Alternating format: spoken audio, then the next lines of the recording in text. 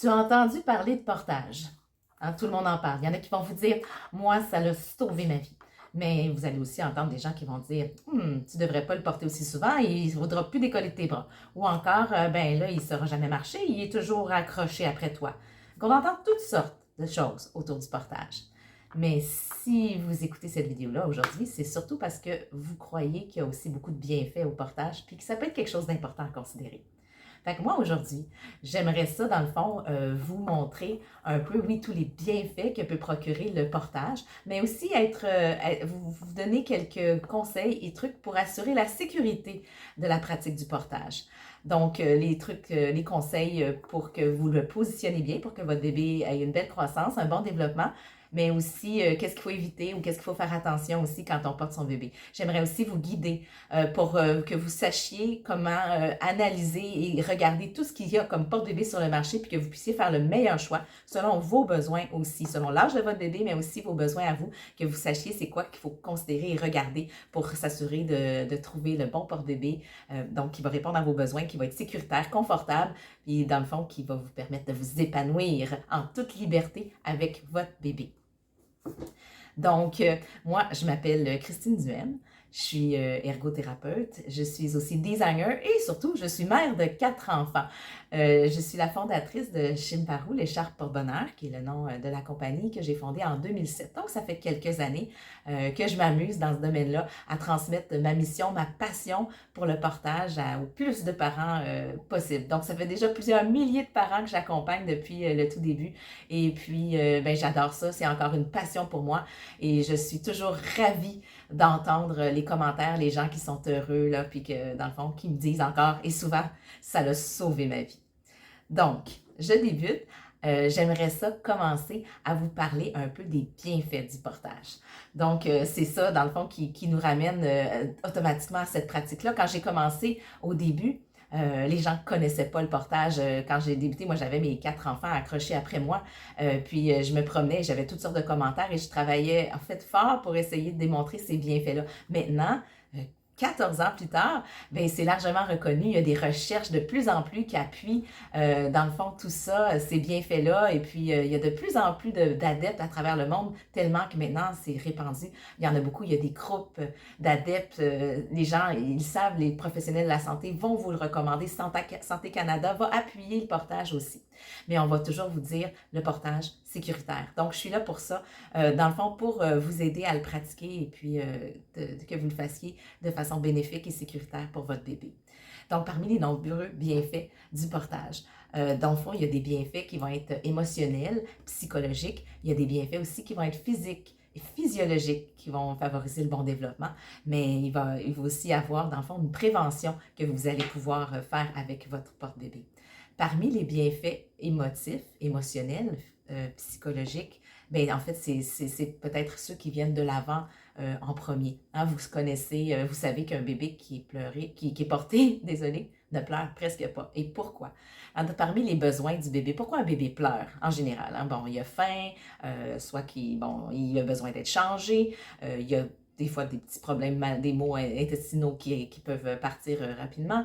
Il peut avoir des problèmes réels aussi, c'est sûr qui demandent des consultations professionnelles.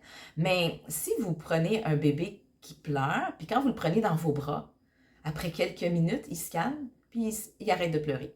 Ben, pourquoi? Est-ce que parce qu'il est gâté?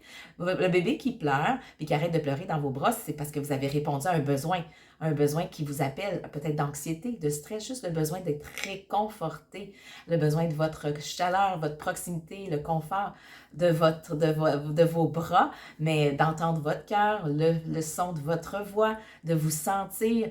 Le bébé a besoin de se sentir rassuré et c'est naturel. Donc, le portage, dans le fond, vous permet, très honnêtement, de pouvoir combler ce besoin-là et en même temps de pouvoir retrouver vos bras un petit peu. Parce qu'évidemment, hein, il y en a beaucoup qui vont dire hey, moi, je ne veux pas un bébé de bras, j'ai besoin de ma liberté aussi. Bien, ça, c'est votre besoin à vous aussi, et c'est normal. Mais bébé comprend pas ça, lui, au début, il a besoin qu'on le prenne. Fait que ça prend un certain temps avant qu'il le comprenne, qu'il ait cette maturité-là de pouvoir se calmer par lui-même et en fait, toutes des choses que je vais discuter avec vous pour d'autres vidéos aussi. Mais donc, vous répondez à ce besoin-là, mais vous avez besoin de vos bras. Donc, porter, évidemment, va nous permettre de combler ce besoin-là, donc de rassurer le bébé, de lui donner confiance en vous et par le fait même en lui. Fait que c'est quelque chose que ça, c'est prouvé, dans le fond, de combler ce besoin-là va vraiment éviter d'autres problèmes plus tard. Alors, c'est quelque chose vraiment de très bénéfique. Et dans le fond, de répondre à ce besoin-là de proximité va aider à créer cet attachement-là. Vous avez entendu parler de l'attachement. En fait, dans le fond, c'est sûr qu'en le rassurant, ben lui, il a confiance en vous.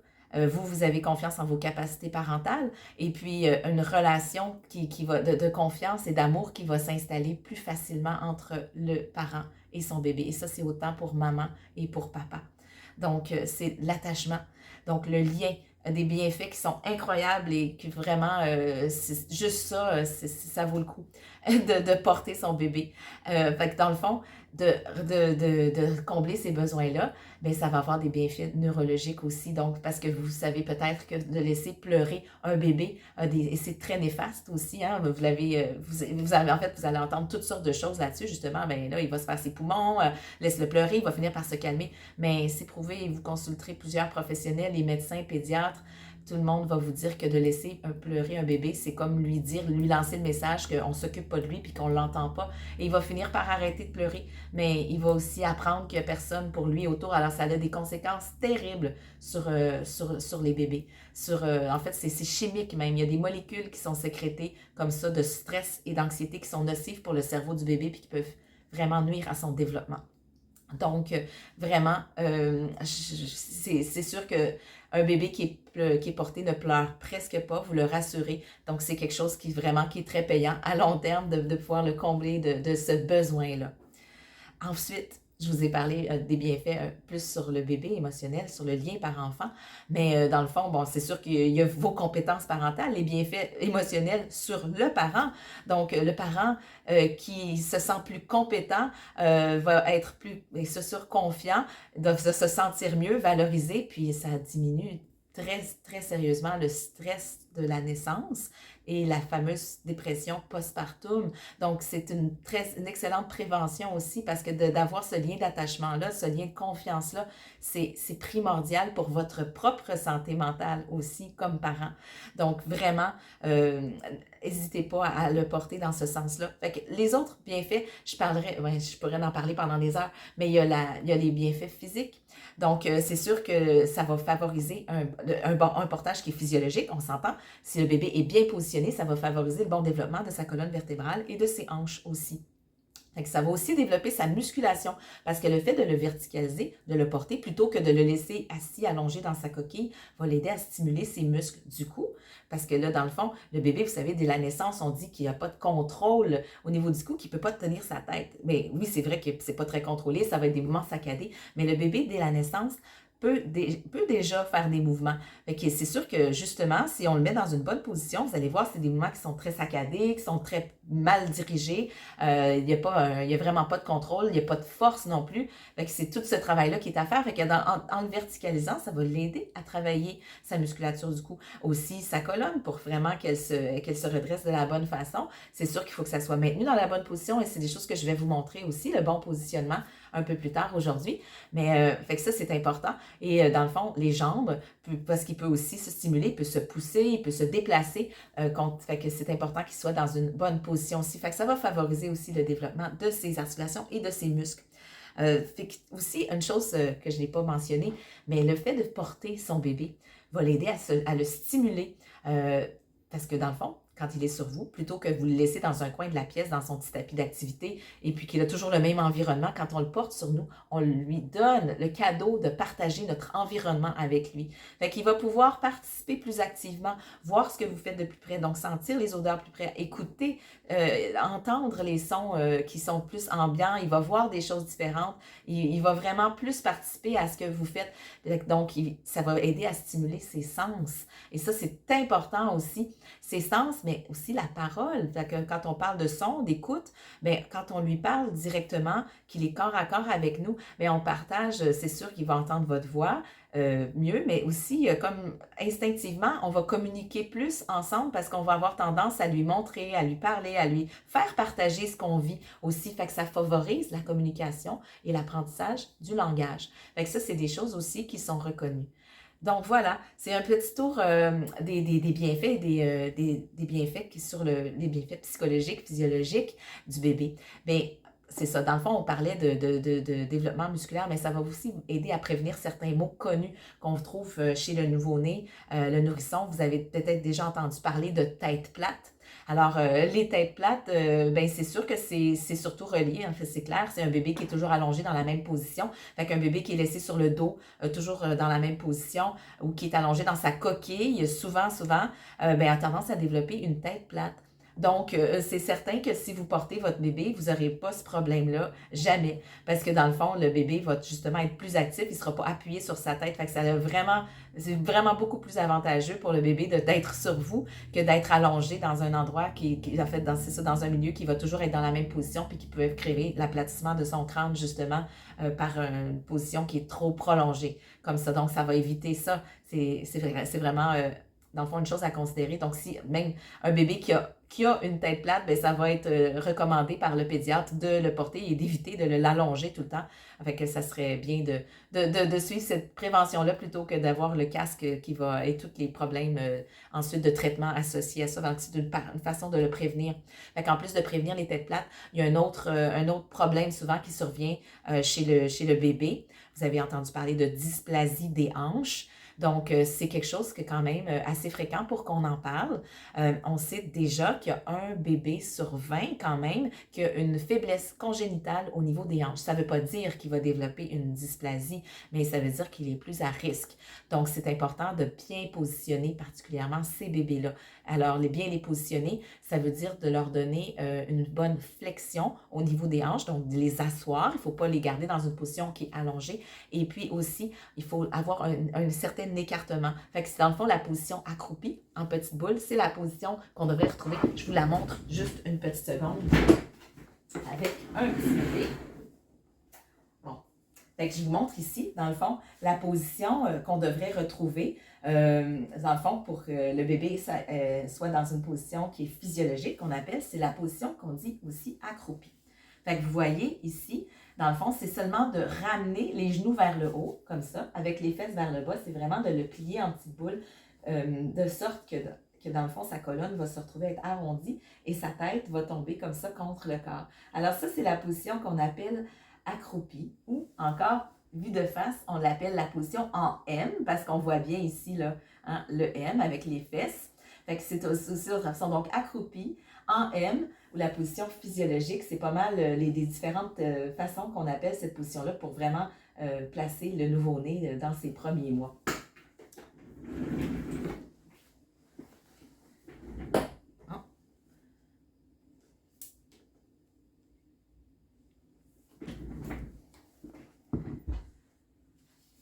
Fait que vous voyez ici, je vais vous montrer un petit peu qu'est-ce que ça a de l'air, la position accroupie.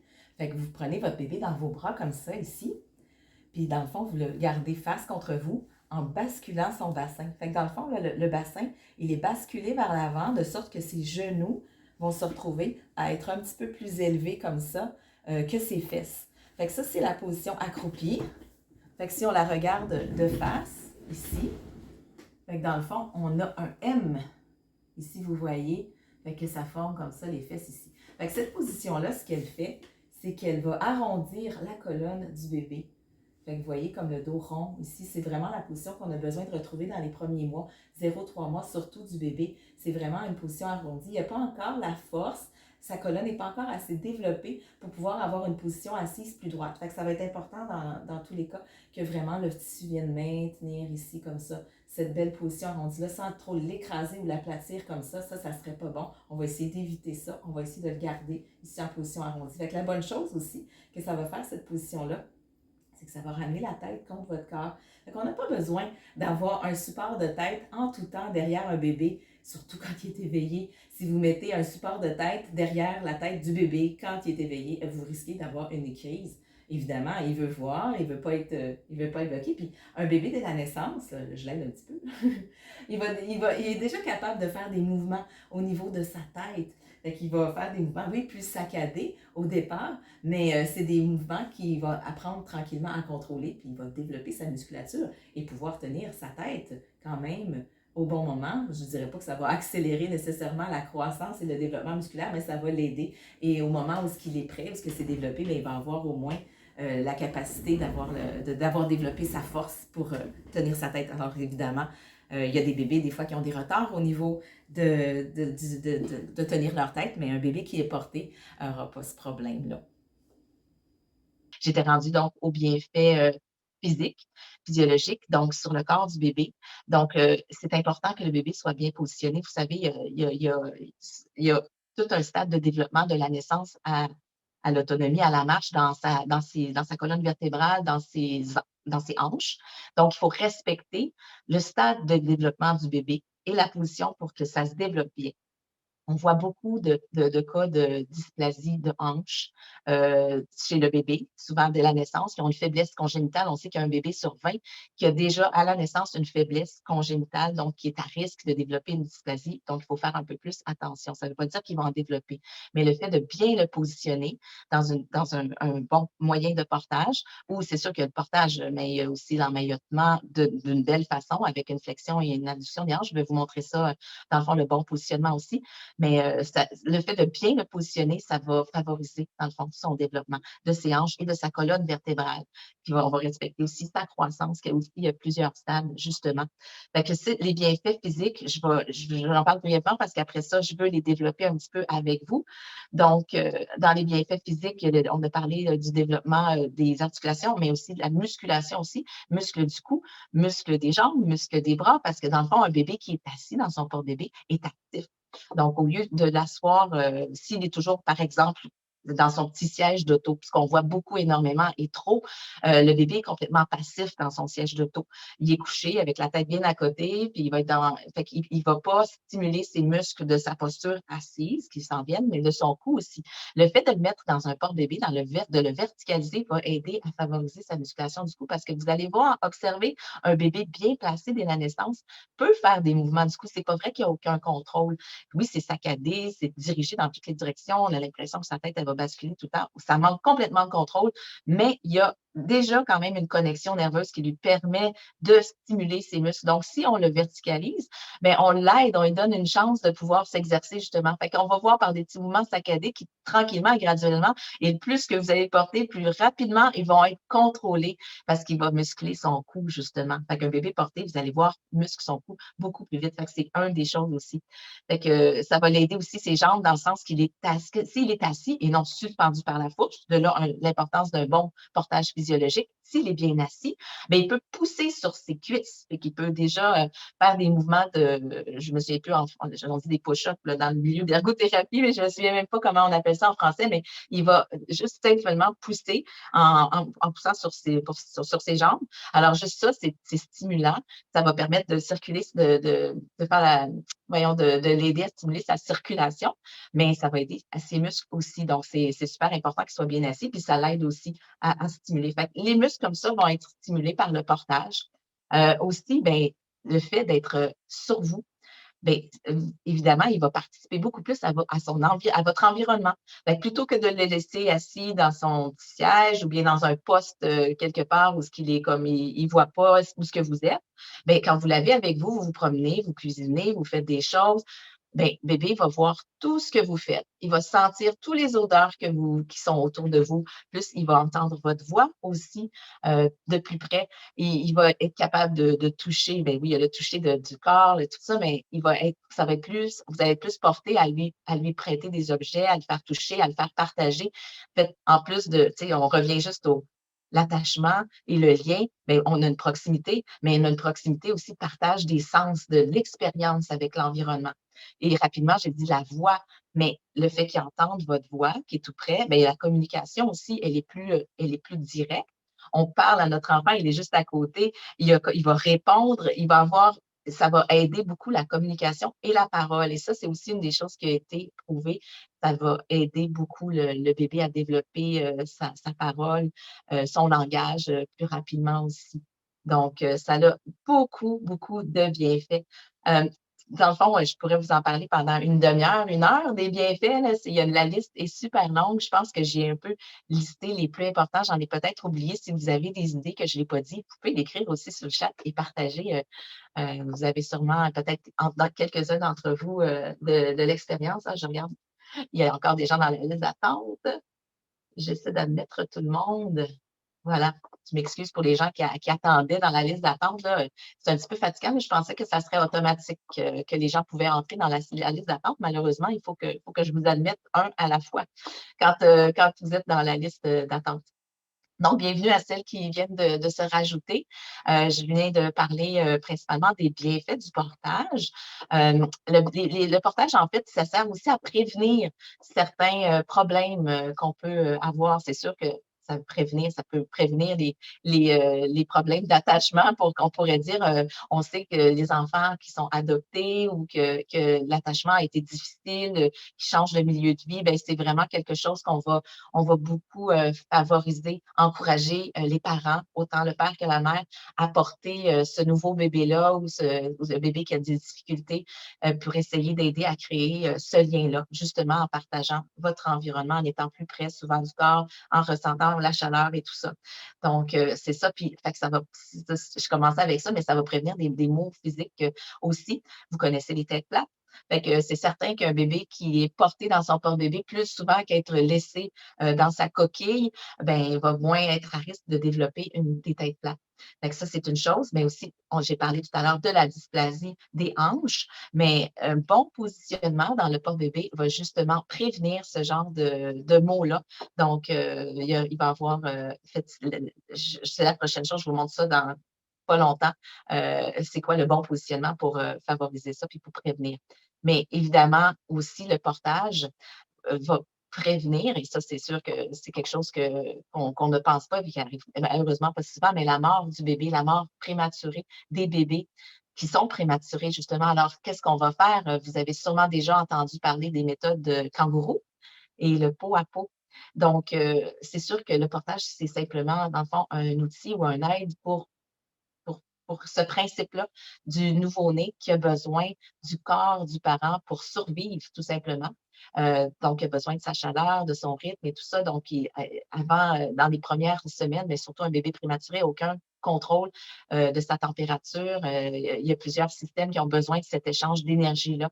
Donc, ça, le pot à pot sera aussi un sujet de conférences prochaines et d'articles. Donc, à suivre. Pour ça, je vais vous en parler longuement et avec passion. C'est merveilleux, tous les bienfaits que le pot à pot pourra procurer. Et sachez que, dans le fond, avec n'importe quelle sorte de porte-bébé qui permet un contact peau à peau, donc la plupart et tous les porte-bébés chez le Barreau, en fait, vous pouvez faire le pot à pot. Vraiment, vous n'êtes pas obligé d'avoir un vêtement spécial ou un bandeau. Vous pouvez le faire directement dans votre porte-bébé. C'est juste le principe d'être nu. Dans le fond, en dessous du porte-bébé, vous pouvez le faire à la maison. Vous n'êtes pas obligé de sortir comme ça, évidemment. Mais quand vous êtes tranquille à la maison, vous voulez faire du pot à pot, ben, allez-y. Et sans modération, le pot à pot avec un bébé, même à terme, est excellent aussi. C'est sûr que le prématuré, c'est primordial, c'est essentiel, c'est essentiel à sa survie.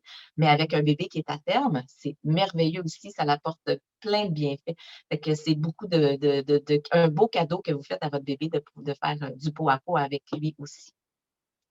Donc, voilà. Fait que je vous ai parlé des bienfaits.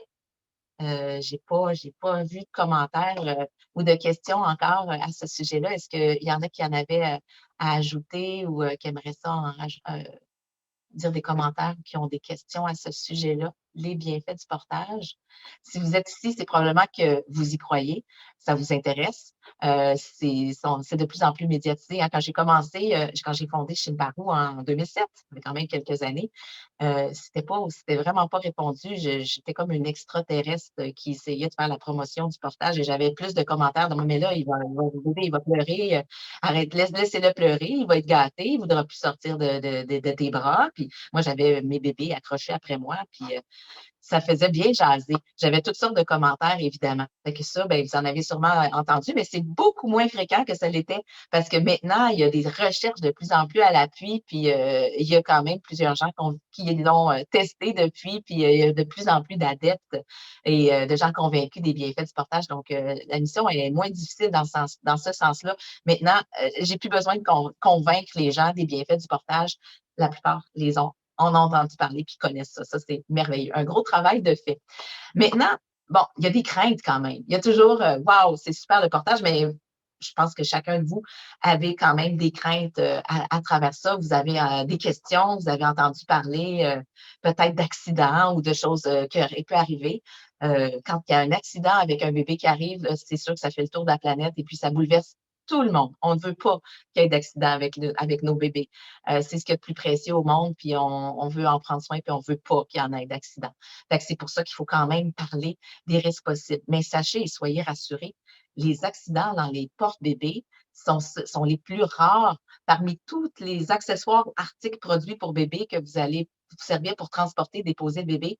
Il y a beaucoup plus d'accidents avec des poussettes, avec des landaux, avec les bassinettes, avec les sauteuses, il y en a beaucoup plus avec tous les autres dispositifs de bébé que dans les porte-bébés. Ça, c'est la première chose que je voulais rendre bien clair avec vous. Il y a Santé Canada qui publie des statistiques là-dessus. Alors, vous pouvez aller voir toutes les statistiques de tous les décès qui ont lieu avec des bébés ou les accidents, tout type de blessures est recensé.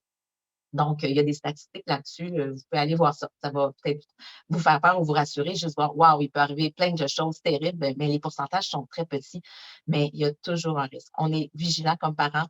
Évidemment, on veut prendre soin de nos bébés, on veut ce qu'il y a de mieux pour nos bébés. Donc, c'est pour ça qu'on s'informe. Puis, je suis là pour ça aussi, pour vous aider à vous donner le plus d'informations possible pour qu'il n'y ait pas d'accident. Jamais dans le porte-bébé. Ça, c'est super important.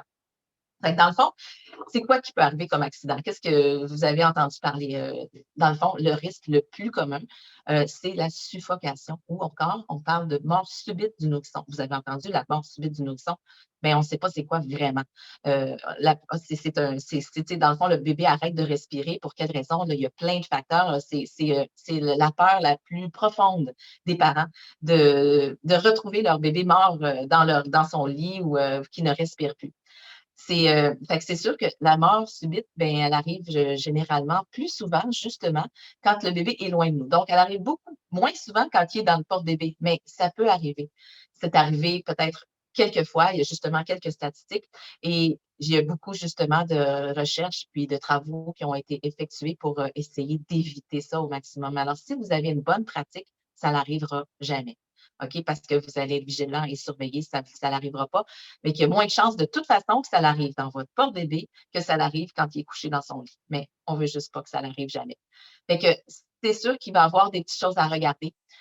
Chose de base, je vous en parle tout de suite. Je saute un peu un point parce que dans le fond, je voulais juste vous montrer, mais je trouve ça trop important, puis vu qu'on est dedans, dans le fond, c'est de s'assurer que les voies respiratoires sont toujours bien dégagées. Fait que le mot d'ordre, c'est de voir son visage en tout temps. Fait comme ça, ben, il n'y en aura pas de danger. Fait que c'est sûr que si vous voyez son visage, qu'il est bien dégagé, tout va bien. Donc, c'est sûr que le porte-bébé, des fois, on a l'impression qu'on est tellement libre, qu'on peut faire tellement de choses qu'on pourrait dire on va oublier le bébé qui est dedans. C'est une blague parce que c'est vrai que des fois, on a l'impression qu'on ne sent presque rien tellement que c'est confortable. Il ne faut jamais oublier qu'il est là quand même. Fait que c'est sûr qu'il faut toujours avoir une surveillance. C'est sûr qu'on n'aura pas toujours les yeux dessus, mais vous sentez aussi, il ne faut pas devenir fou. Vous allez sentir son rythme cardiaque, vous allez sentir qu'il faut être conscient de sa présence, surtout, puis vérifier souvent que son visage est bien dégagé. Fait que le voir, mais un petit test aussi rapide, c'est le test dans le fond, saturation, oxygène, passage de l'oxygène. Votre cou, s'il est plié comme ça, vous pouvez faire le test. Essayez de respirer avec le cou plié. Fait que vous allez voir tout de suite que l'air passe beaucoup moins bien. Fait que ça, c'est sûr qu'avec un petit bébé qui est déjà un peu fragile, qui a une moins bonne respiration, qui est malade, ben ça peut être plus dangereux. Donc, il faut toujours vérifier avec 2 doigts, tout simplement, qu'on passe en dessous du menton, qu'il y a au moins 2 doigts qui passent entre le tronc et le menton. Ça ça veut dire qu'il y a quand même un espace suffisant puis que ça ne va pas bloquer ou plier. Donc, fait que dans le fond, les tests à faire, c'est voir bien le visage et puis de venir juste passer là, un peu déplier son menton en passant 2 doigts en dessous. Comme ça, ben, il ne faut pas qu'il se retrouve tout replié. Dans le fond, c'est vraiment ça, là, pour replier son menton et visage dégagé. Fait que pour la suffocation, c'est les 2 conseils les plus importants à respecter. Si vous respectez ça, il n'y en aura pas de danger. Fait que c'est les principes de base. Fait qu'on parle de suffocation, mais il y a les risques de chute. Ça, c'est les autres accidents qu'on peut trouver le plus souvent, donc des blessures dans le porte-bébé qui peuvent être causées par des chutes ou par, dans le fond, un mauvais positionnement.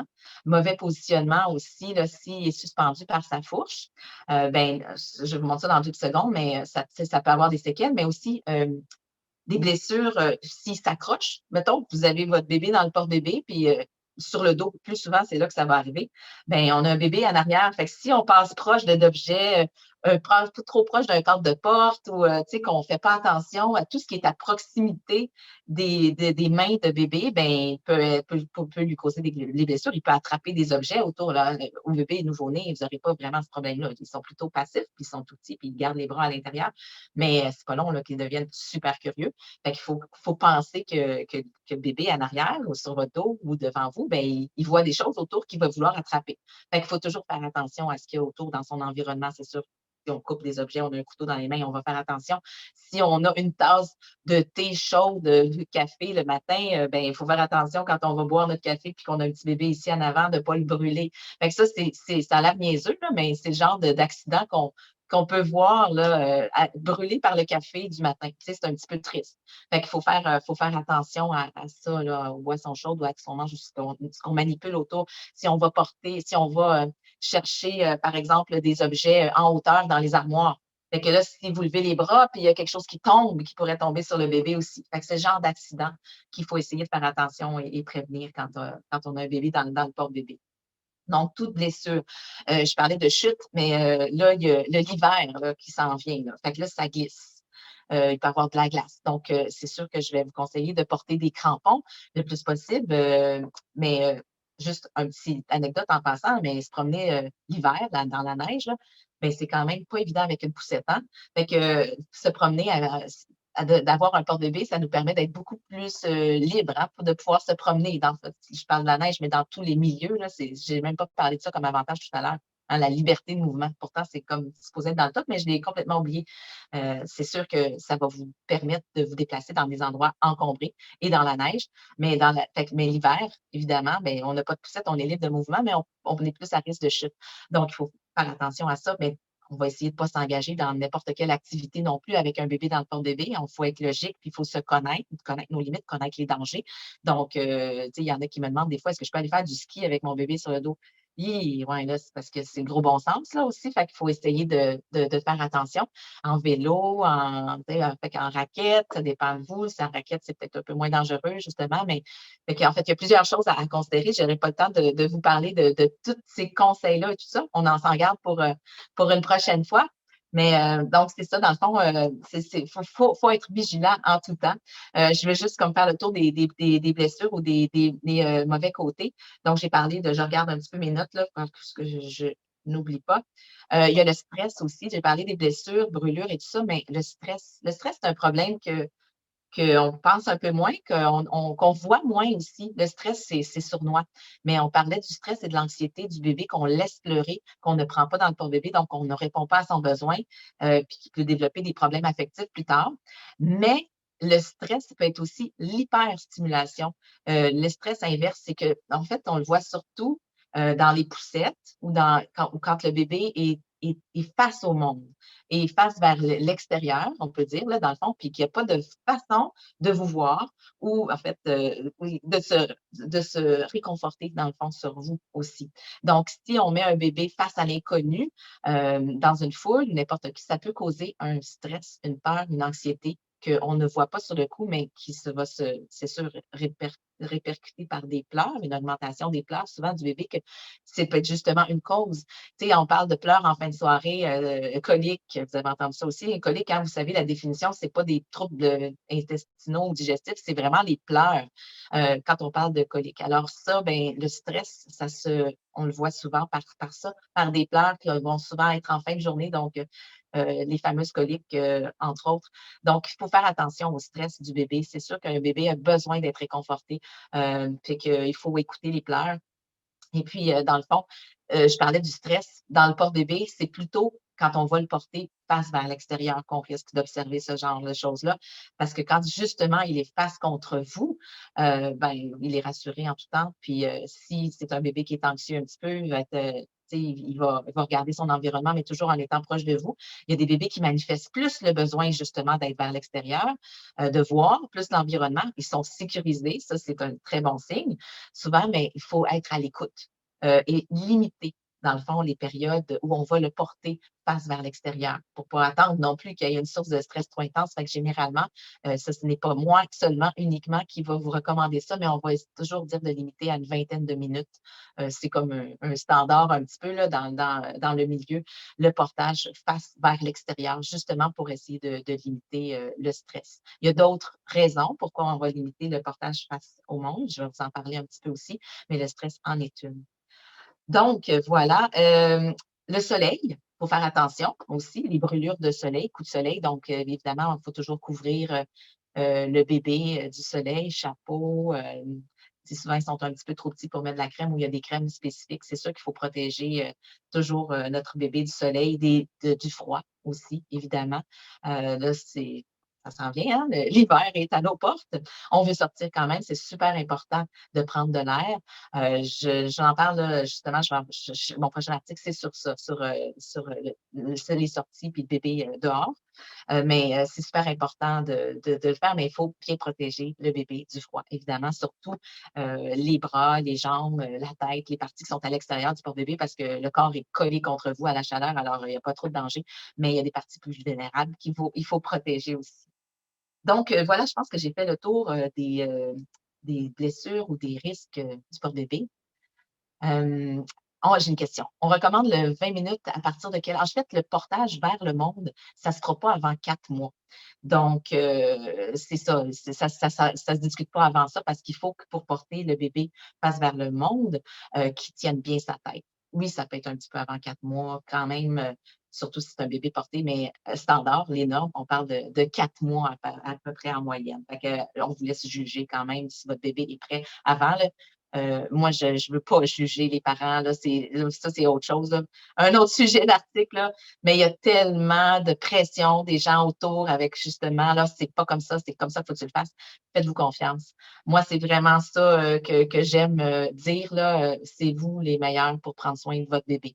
Que les gens vont vous donner des conseils, ils vont vous dire quoi faire, là, mais faites-vous confiance. Fait que moi, aujourd'hui, je vous dis, c'est à partir de 4 mois officiellement qu'on fait face au monde. On ne porte pas plus que 20 minutes. Maintenant, vous en faites ce que vous pensez et ce que vous voulez. Vous allez juger de comment est votre bébé, comment vous êtes, comment ça va bien. Fait que c'est les recommandations. Maintenant, vous êtes libre de faire ce qui est le mieux. J'espère que ça répond à ta question. Est-ce que la recommandation du 20 minutes de temps augmente avec l'âge? Pas vraiment. Ben, de toute façon, le 20 minutes, le face au monde, là, c'est pas longtemps que vous allez porter ça. Parce que face au monde, ce ne sera pas jusqu'à 2 ans. Fait que oui, à 2 ans, il n'y aurait plus de problème vraiment. Vous allez le porter sur le dos. Mais ça va généralement être avant d'1 an qu'on va porter un bébé face au monde. C'est super pesant de porter face au monde. Ça, c'est la chose que vous allez constater aussi. Le bébé va être bien heureux. Il aimerait bien ça à 2 ans d'être face au monde, mais vous ne serez jamais capable de le porter à 2 ans face au monde. C'est vraiment lourd. Parce que, dans le fond, ce que je vous montre tout de suite, OK, bientôt. Je regarde mon plan pour pas trop déroger, là. Euh, OK, ben c'est ça, dans le fond, le face au monde, ça l'amène le poids du bébé plus loin de notre corps que de nous. Fait que au lieu de le rapprocher, comme on le fait quand on fait ventre à ventre, on l'éloigne. Fait que ça fait que la charge est encore plus élevée. Mais ça, je vais vous montrer ça concrètement là, dans pas long. Donc, ça répond à ta question? J'espère que oui, mais sinon, gêne-toi pas, puis gênez-vous pas si vous en avez d'autres. Super, Marjo. J'ai lu ta réponse. OK. Donc, je vais vous parler du positionnement un petit peu. Je vous montre une image. Fait que je vais partager mon écran une petite seconde. On va regarder ensemble cette image. Est-ce que vous la voyez? Pas encore. Voilà. Là, je la vois. Donc, j'aime beaucoup cette image-là pour vous montrer un petit peu. Là, je suis en train de me diriger vers la position du bébé. qu'est-ce qui est important? Regardez, là, je vous en ai glissé plein de mots depuis le début. Voyez en haut, dans le fond, à gauche, on a le développement de la colonne vertébrale du bébé de 0 à 1 an. Donc, si vous observez bien les premières images en bleu, on parle d'un bébé dans les 3 premiers mois, au tout début. Fait que dans les 3 premiers mois, la colonne, elle est complètement arrondie. Elle est ronde, on l'appelle comme un C.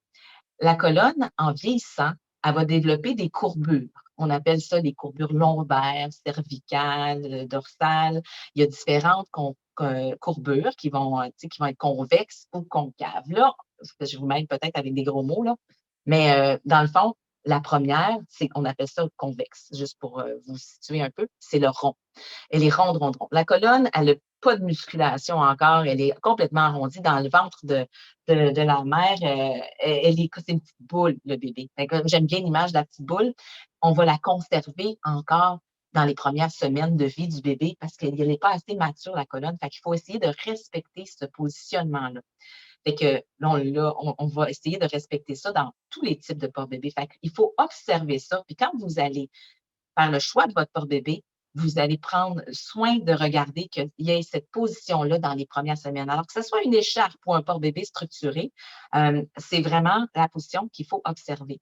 Vous voyez, les genoux sont remontés, les fesses sont vraiment vers le bas, le pied pointe vers le bas aussi. J'aime beaucoup cette image-là, on la voit de dos. De dos, on l'appelle souvent la position en M. Fait que le M, on a le pied, c'est ça qui forme la base, et ensuite le genou en haut, les fesses, le milieu du M. Fait que vous voyez le M? Fait que c'est ça qu'on observe quand on parle de cette position-là, accroupie aussi, c'est ça, c'est cette position-là, la position accroupie en petite boule. Mais la position accroupie, c'est pas juste de dire la colonne est arrondie, là, mais c'est la position des genoux principalement, là, et puis des fesses qui sont dans le fond du porte-bébé. Fait que le bébé, il n'est pas écarté, il est vraiment assis, oui, avec un écartement, mais qu'il faut qu'il soit naturel et respecté. On ne veut pas trop avoir d'écartement non plus. Il y a comme une limite aussi. Fait que le bébé, on va le mettre tout simplement en petite boule comme ça à l'intérieur. Fait qu'après ça, on s'en va vers la droite un peu avec 3-6 mois, où ce que là, déjà, on commence à voir la colonne se déplier, se redresser. Et après, fait que vous voyez un petit peu, 3-6 mois, le bébé n'est pas encore en principe capable de se tenir assis. Fait qu'on est encore, mais on est en train de faire la musculation, en train de former la colonne pour qu'à peu près à 6 mois, justement, bien, il a la capacité physique, parce que sa colonne est assez bien développée, sa musculature aussi, de se tenir en position assise. Fait qu'à partir de 6 mois, bien, il y a plus de portage avec les bras libres, dans le fond, avec sa colonne qui peut bouger, qui est moins bien supportée jusqu'en haut. Fait qu'à partir de 9-12 mois, bien là, on a une assise parfaite, puis le bébé, bien, à partir de 12 mois, vous savez, il va commencer, des fois un peu avant 12 mois, justement, mais à marcher, à se tenir debout, où là, bien, toute sa musculature et sa colonne est assez bien développée. Fait que je voulais une petite formation en développement de la colonne vertébrale du bébé pour vous aider justement dans le choix du porte-bébé selon l'âge de votre bébé aussi. Qu'est-ce que vous devez observer dans le fond comme position? Fait que c'est sûr que tous nos porte-bébés, on les conçoit avec ça en tête. Fait que si on dit le porte-bébé est bon à partir de la naissance, c'est parce qu'il va respecter cette position-là de la naissance. Si un porte-bébé est meilleur à partir de 4-6 mois, bien souvent, c'est ça, c'est qu'ils ne vont pas aussi bien envelopper ou mettre la position du bébé en petite boule comme ça. Puis, fait qu'il y a des porte-bébés qui sont bons aussi à partir d'1 an pour un bambin, par exemple. Fait qu'ils vont vraiment être juste pour la position assise du bébé. Fait que aussi, fait que si vous voyez à droite, je suis toujours sur la même image, où c'est marqué ergonomique. Donc, on voit là les os, la position. Donc, une position ergonomique, c'est quand même une assise qui va être large. Donc, le siège va supporter d'un genou à l'autre. C'est ce que j'essaie de vous montrer avec cette image-là.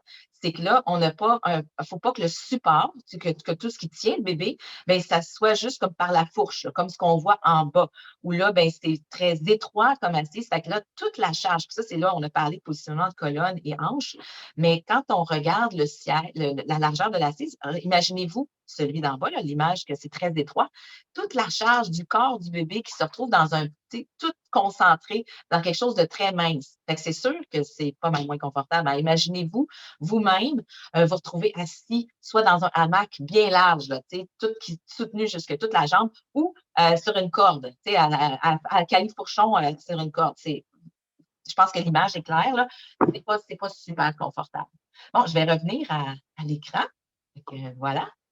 Fait que j'espère que c'est une image qui clarifie un petit peu. Je pense que ça l'aide un peu à comprendre, justement c'est quoi ce positionnement, de quoi qu'on parle quand on parle d'une position physiologique.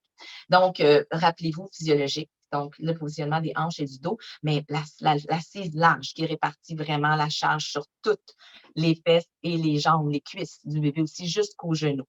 Donc, c'est vraiment ça qu'on veut retrouver comme position. Fait que c'est sûr que vous en avez vu des images de porte-bébé qui était comme un peu justement suspendu. L'enfant, il est souriant, face au monde, bien suspendu par la fourche. Fait que ça paraît super bien, mais c'est ça. C'est le genre de porte-bébé qui a fait une mauvaise presse au portage pendant un bon bout de temps avec ces assises étroites-là. Puis les gens disaient c'est pas bon, les porte-bébés. Bien, c'est pas que c'est pas bon, les porte-bébés, c'est qu'il y a des mauvais porte-bébés, puis il faut faire attention à ce qu'on choisit. Fait que là, vous êtes informés, fait que vous allez regarder comme il faut vos porte-bébés avant de choisir que justement, ils vont permettre un bon positionnement comme ça.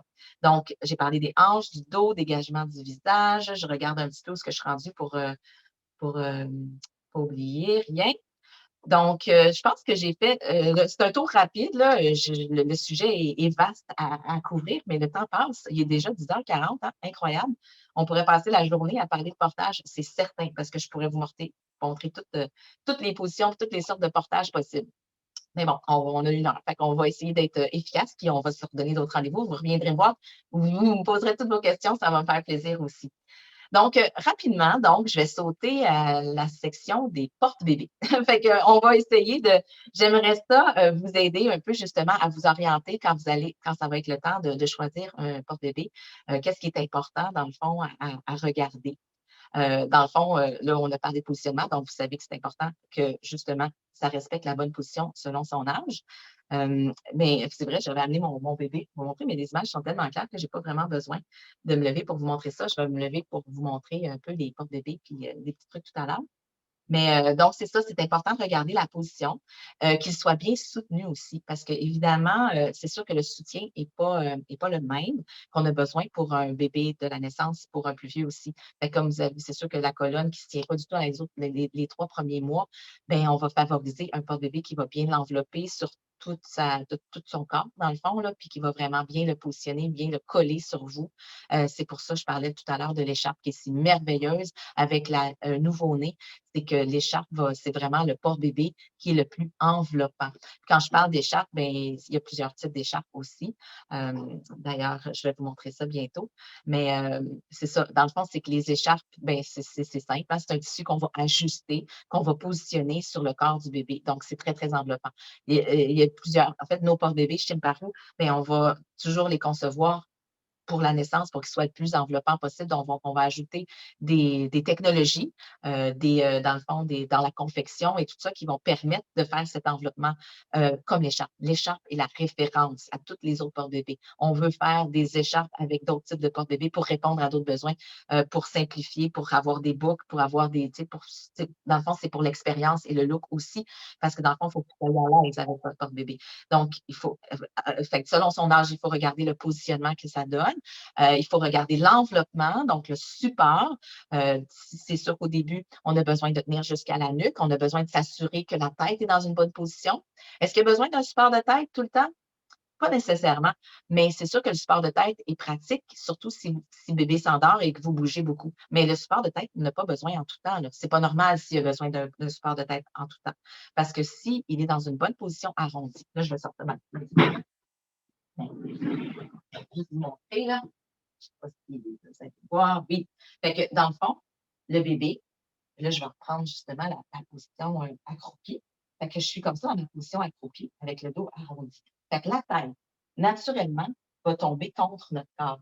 Fait que si il est dans une bonne position comme ça, on n'a pas besoin d'ajouter quelque chose sur sa tête. Justement, on parlait de stimulation des muscles du cou tout à l'heure. Donc, si on veut le laisser pouvoir bouger librement, mais si on met toujours quelque chose derrière sa tête, ben, il va être vraiment fâché, je vous le dis de toute façon, parce qu'un bébé éveillé avec un support de tête, naturellement, il n'aime pas ça. Il se sent coincé puis il ne voit rien. Alors, on a besoin de le libérer quand il est éveillé particulièrement, mais ça va l'aider à stimuler à regarder un petit peu à droite, à gauche. Ça va être saccadé justement les premières fois, comme je vous disais, mais ça stimule son cou. Donc, c'est super important. Mais il n'y a pas besoin de se faire de tête parce que sa tête, elle tombe contre notre corps. Ça ne sera pas vrai, justement, si on le met face au monde et qu'il n'y a pas de contrôle. Mais là, sa tête, elle va tomber vers l'avant. C'est pour ça que c'est important quand même qu'il y ait un contrôle de sa tête. Comme je vous disais, à partir de 4 mois, normalement, peut-être un peu avant, selon ce que vous allez juger aussi avec votre bébé. C'est ça que je voulais vous montrer pour le coup. Donc, je reviens à l'avant. Alors, donc, ça, c'était pour les choses importantes à considérer. Donc, un bon support pour son cou. Dans le fond, c'est sûr que le confort, qui est à considérer aussi dans le choix d'un porte-bébé. Fait que là, dans le fond, je suis en train de faire juste un petit résumé, un petit tour de qu'est-ce qu'il faut regarder quand on regarde les différentes sortes de porte-bébés. Parce qu'il y en a beaucoup, hein. Fait que c'est sûr que justement, j'essaie de vous aider un petit peu à vous orienter à travers ça. Donc, le confort, fait que votre confort à vous et le confort du bébé. Est-ce que le porte-bébé, dans le fond, s'il est fait juste de tissu, normalement, il n'y a pas vraiment grand-chose d'irritant sur le bébé. Le tissu aussi, les écharpes permettent de déployer le tissu de différentes façons. Il y a plein de sortes de nouages. Donc, évidemment, il y a toujours moyen de trouver le confort avec une écharpe. Mais c'est sûr que ça dépend beaucoup de votre aisance à la manipuler. Fait que l'écharpe peut être le meilleur, le plus confortable, mais peut être le pire. Si c'est tout croche, puis que c'est lousse, puis que ça pendouille d'un côté de l'autre, ça ne sera pas confortable. Fait que si vous n'êtes pas à l'aise à nouer une écharpe, ce ne sera pas un bon porte-bébé pour vous. Fait que c'est important. C'est pour ça qu'il y a plusieurs choix aussi. Donc, c'est sûr que moins que d'accessoires, c'est sûr que des boutons ou des boucles peuvent causer de l'inconfort, peuvent irriter, peuvent blesser aussi. Donc, il faut regarder ça comme il faut. On a des porte-bébés qui ont des boucles et tout ça, et c'est sûr que quand on conçoit, quand on dessine les porte-bébés, on pense à tout ça. On fait des tests aussi, puis on essaie c'est ça, de vraiment figurer où est-ce que ça arrive, si le bébé peut s'accrocher dessus, si la jambe. Fait que chaque boucle, chaque accessoire de plastique, des petites cordes peuvent être des objets irritants ou blessants. Donc, c'est des choses à considérer aussi. Fait que des fois, des petites décorations, c'est bien joli sur un porte-bébé, mais est-ce que ça tient? Est-ce qu'il peut l'enlever avec ses mains, avec sa bouche et s'étouffer avec? Fait que s'il y a des petites composantes sur le porte-bébé qui peuvent se détacher, il faut surveiller ça aussi. La toxicité des matériaux, ça, c'est quelque chose qu'on n'observe pas, mais est-ce que le porte-bébé a répondu à des tests? Est-ce qu'il est positif? Est-ce qu'il a une certification qui dit que tous les matériaux sont non toxiques pour le bébé s'il les met dans sa bouche? Fait que ça, c'est des choses aussi à considérer. Fait que tous nos porte-bébés sont testés en laboratoire. Donc, tous les matériaux ont chacun un certificat. Si on met une boucle ou un snap ou n'importe quoi dessus, chaque particule du porte-bébé est testée pour sa toxicité. Ici, où chaque particule va être testée pour s'assurer qu'elle est bien solidement attachée au porte-bébé et qu'elle ne va pas se détacher. Fait qu'il ne faut pas qu'il y ait de corde ou de sangle qui soit trop longue, qui pourrait s'enrouler autour du cou du bébé aussi et l'étrangler. Fait que c'est sûr que ça, on ne veut pas que ça l'arrive non plus. Il faut être vigilant. Mais normalement, tous les porte-bébés, en fait, des chez Paris, c'est sûr, vous pouvez avoir confiance, mais ils sont supposés être testés selon des standards. Fait qu'il y a des standards de sécurité officiellement, des standards qui ont été élaborés par des firmes, dans le fond, d'experts. Il y a des standards qu'on va suivre. Beaucoup des standards américains sont très avancés, sont très très rigides, vraiment difficile de passer les tests. Là. Je veux dire, même nous, on est super rigide, puis c'est arrivé à quelques reprises qu'on a dû revoir. Il y avait des petites choses qui n'avaient pas passé le test. C'est pas grand-chose, puis ça ne passe pas. Mais c'est super. Quand on a ces tests-là, c'est qu'on est assuré qu'ils sont vraiment sécuritaires. Fait que les standards américains et puis il y a les standards européens aussi. Fait que nous, on suit ces deux standards-là là, pour la sécurité de nos porte-bébés. Fait que ça, c'est des choses qui sont à vérifier aussi.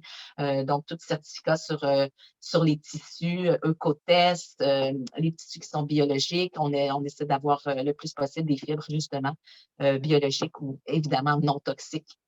Fait que ça, c'est important de vérifier tout ça aussi. Fait que pas de partie irritante, de point de pression sur le porte-bébé quand il est assis. Est-ce qu'il y a quelque chose qui peut le blesser, une sangle qui est un peu trop serrée à un endroit? Fait qu'il faut vérifier, dans le fond, tous ces aspects-là, les composantes d'attache, de bretelles, qu'il n'y a rien de blessant ou d'irritant. Fait que ça, c'est des choses qui sont importantes à regarder en général sur les porte-bébés. Donc, qu'est-ce qui est le mieux, qu'est-ce qui est pas mieux? Ben, ça dépend vraiment de vous. C'est sûr, de votre confort à vous, c'est très, très personnel. Puis comme je vous disais, il y a plein de monde qui vont vous dire l'écharpe, c'est vraiment le meilleur. Mais si vous n'êtes pas à l'aise à le nouer puis que c'est tout croche, non, ce ne sera pas le meilleur pour vous. Fait, toutes les portes-bébés qu'on fait, ils sont excellents de toute façon. Donc, on n'a pas de crainte à vous les recommander. Fait que je vais vous faire un petit tour des genres de porte-bébés que vous allez retrouver. Donc, comment faire un bon choix parmi tous ces porte-bébés? Je vais vous partager mon écran.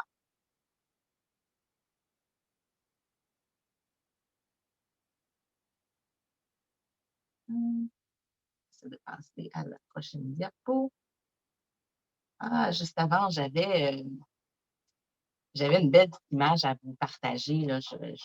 Juste, ce ne sera pas bien long, là, mais je voulais vous montrer quelques images de porte-bébés du monde, les inspirations, hein, parce que vous savez que le portage, c'est vieux comme le monde. Je n'ai pas de photos d'hommes des cavernes, mais quand même, vous savez, c'est aussi vieux que ça, hein, les hommes des cavernes qui chassaient des prédateurs, ils ne pouvaient pas laisser leur bébé par terre, là, comme ça, ils allaient se faire manger tout cru.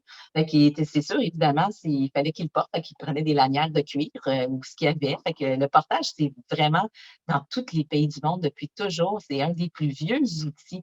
Fait que vous allez voir, vraiment, c'est le fun de faire. Moi, j'aime ça faire des recherches là-dessus des fois, puis voir des photos de portage. C'est tellement beau. Il y a tellement de belles photos à voir. Allez vous amuser aussi, là. Allez voir tout ça, là, toutes les sortes de portages. Pas toujours super sécuritaire et physiologique, là, vous direz, évidemment, mais quand même, des fois, les avantages sont plus grands quand même de porter tout croche que de pas porter du tout. Fait que c'est ça aussi que vous allez pouvoir garder en tête quand vous allez avoir des jugements sur votre façon de porter, parce que ça, c'est quelque chose de plus en plus populaire et commun, là, c'est qu'il y a beaucoup de jugements sur le web et les réseaux sociaux sur nos pauvres mamans là, qui portent pas assez en position physiologique. Mais vraiment, il n'y a pas trop de pression, là. Les risques sont tellement faibles de blessures à cause d'un mauvais positionnement quand même. C'est sûr que c'est mieux, on veut favoriser, prévenir, faire le mieux possible, mais empêchez-vous pas de porter parce que c'est pas parfait. Ça ne le sera jamais vraiment totalement. Mais il y a beaucoup plus de bienfaits à porter, même un petit peu tout croche. C'est ce que je voulais vous dire pour vous rassurer. Donc, je vais présenter un peu les porte-bébés chez Parou. Je vais prendre les dernières minutes pour ça. Il est déjà 50, ça n'a pas de sens, ça passe bien trop vite. Fait que, dans le fond, chez Parou, ben, je vais parler un peu de la compagnie. Donc, on fait plusieurs sortes de porte-bébés, de l'écharpe au porte-bébé structuré. Fait que je voulais commencer par juste, j'en ai parlé un petit peu déjà, les écharpes. Il y a plusieurs types d'écharpes. Fait que rapidement, fait que vraiment, ceux qui veulent en apprendre un peu plus sur les porte-bébés, là, vous viendrez me voir, aller visiter notre site Internet, aller voir notre page Facebook. On a vraiment beaucoup d'informations. Puis là, les vidéos, on en a déjà. On a une page YouTube, mais elle est un peu vieille, honnêtement. Présentement, on est en train de toute la remettre et pour aussi vous justement démarrer la chaîne d'éducation. Fait qu'on va tout classer ça pour que vous soyez vous retrouver toutes les informations que vous avez besoin. Mais entre-temps, vous pouvez toujours communiquer avec moi si vous avez des questions, ça va me faire plaisir. Donc, les écharpes, il y a des écharpes longues qu'on appelle, puis il y a des écharpes aussi ajustables. Donc, vous en voyez ici sur l'image qui ont des anneaux, puis d'autres, c'est plus juste des nœuds. Fait que c'est la différence, hein? C'est que l'écharpe longue, ben, on la noue à 100%. Fait qu'on part, on a comme une longue écharpe et puis on fait des nouages. Les nouages sont multiples, variés. Il y en a toutes les sortes. On peut porter de la naissance, évidemment, mais juste, il n'y a même pas de limite de charge sur une écharpe tissée, principalement. Et c'est tellement résistant, on peut mettre 200 livres dedans. Bien évidemment, vous ne mettrez jamais un bébé de 200 livres. Donc, juste pour vous dire qu'il n'y a pas de limite, finalement. Fait que ça se noue assez facilement, malgré ce que ça a l'air, hein, parce que le commentaire numéro un avec les écharpes, c'est aïe, aïe, ça a bien l'air compliqué. Mais ça ne l'est pas. Puis avoir un peu plus de temps, là, je vous le montrerai live, là, mais je vais vous montrer un petit peu toutes les autres, fait que je n'aurai pas le temps aujourd'hui. Mais j'ai plein de vidéos qui le montrent. Vous allez voir, c'est super simple. L'écharpe ajustable, évidemment, ça se met comme sur l'épaule, flip, c'est vraiment pas compliqué. On met ça vite, vite, puis c'est fini. Fait que ça, c'est vraiment facile. Je vous les montre vite, vite, puis je prendrai peut-être quelques secondes pour vous les montrer en vrai. J'aimerais aimer ça avoir un petit peu plus de temps, mais vous êtes occupé de toute façon aujourd'hui aussi, fait que ça va être une raison pour revenir se voir. Fait que j'ai quelques photos en écharpe, donner des exemples, comment les mamans sont bien avec ça. C'est rare, les mamans qui utilisent l'écharpe qui viennent me voir, vous disent: «Ah, j'ai vraiment pas aimé ça.» C'est pas mal l'inverse qu'on entend généralement. J'ai tellement de commentaires de mamans qui tripent, qui capotent avec leur écharpe. Ça nous amène des beaux moments, le confort d'expérience, d'échange avec notre bébé. C'est vraiment super. Fait que, ben, on peut faire tout avec l'écharpe, là. Bon, on parlait d'activités extrêmes, ben, ça, c'est extrême un peu. C'est peut-être pas tout le monde qui va faire ça, là. Aller faire, des activités de montagne. Puis oui, il y a quand même plusieurs, critères de sécurité à à considérer avec ça. Mais voyez, papa aussi qui est bien avec son bébé, plein d'exemples, là. J'ai des milliers de belles photos d'écharpes, là, que je peux partager avec vous. Ensuite, la deuxième catégorie, là, je vous ai montré les écharpes. Ensuite, il y a les porte-bébés qu'on appelle hybrides. Hybride, ça se situe entre l'écharpe et le porte-bébé structuré. C'est quoi un porte-bébé structuré? Dans le fond, là, c'est des bretelles puis une ceinture rigide, généralement, avec une structure, un tablier, là, un petit siège, on va mettre le bébé dedans.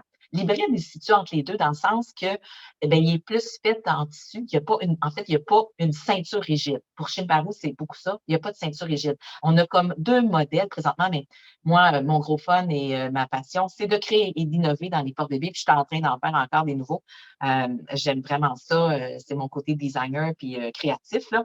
Fait que là, j'en ai un hybride que je suis en train de faire aussi. J'ai une nouvelle écharpe aussi prête à porter qui va sortir très, très, très bientôt, que je vais pouvoir vous montrer aussi. Mais là, vous voyez sur les images, c'est des métailles principalement. Là, à gauche, en vert, c'est le métail avec un enfant de 1 an. Fait qu'on peut porter autant devant, hanche, dos, face au monde. Ça fait toutes les positions, ça aussi. Donc, c'est super pratique. Ça fait tout. Ça porte de la naissance jusqu'à 45 livres, généralement. Le Pop and Go, celui que vous voyez, là, la deuxième image, c'est le Pop and Go, celui-là. Mais c'est un petit porte-bébé qui est un peu plus petit en structure, qui va faire après jusqu'à 35 livres. Super pratique, par exemple. Puis c'est surtout ce design-là, je l'ai créé pour que ça soit un porte-bébé qui fait tout, puis qui n'est pas trop cher, qui est accessible à tout le monde, puis qui fait bien, tu sais, pour quelqu'un qui veut de quoi facile, qui ne veut pas investir trop, mais qui va faire tout, puis qui va être bien, c'est vraiment un bon choix. Fait que ça, c'est les porte-bébés hybrides. Fait que ensuite, bon, j'ai quelques photos pour vous montrer avec le métal, dans le fond, des images sur le dos, devant. Ensuite, c'est les porte-bébés structurés. Donc, je vous disais qu'on avait une ceinture rigide avec les porte-bébés structurés. Alors voilà, on a plusieurs modèles dans cette catégorie-là chez Imparo parce que c'est quand même ce qui est très populaire sur le marché partout, ce qui se vend plus facilement. La raison principale, je pense que c'est parce qu'elle n'a pas besoin de beaucoup d'éducation à la base. Euh, Ça dépend des boutiques, ça dépend des endroits. Il y a des endroits qui vont vendre beaucoup plus d'écharpes, ça dépend évidemment du conseil et des services que vous allez. Fait que si vous allez magasiner dans des grandes chaînes qui n'ont pas beaucoup de services, ben, ils vont vendre surtout des structurés.